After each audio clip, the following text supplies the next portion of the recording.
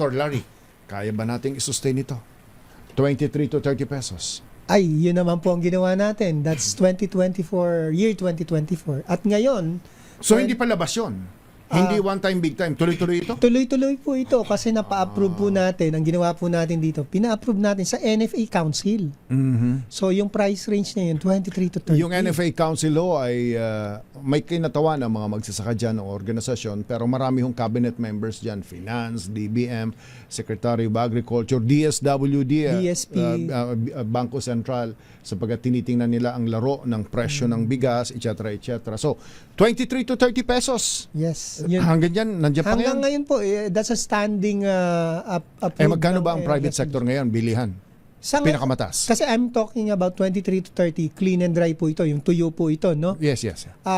Sa ngayon, ang bili po nila sa tuyo, iba-iba per region, pero parte nila sa Bulacan, nasa 17 lang tuyo. Oh. 16, tuyo. Dr. Larry, sa San Miguel lang ba yan? O sa maraming Bulacan? Sa Central Luzon? O buong Pilipinas yan? Buong Pilipinas to, Cesar.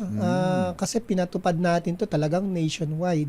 Kanya nga po, ang ating mga bodega ay punong-puno po ngayon ay dahil sa success po nitong programang ito. Sumakses ang programang Sumakses ito. talaga.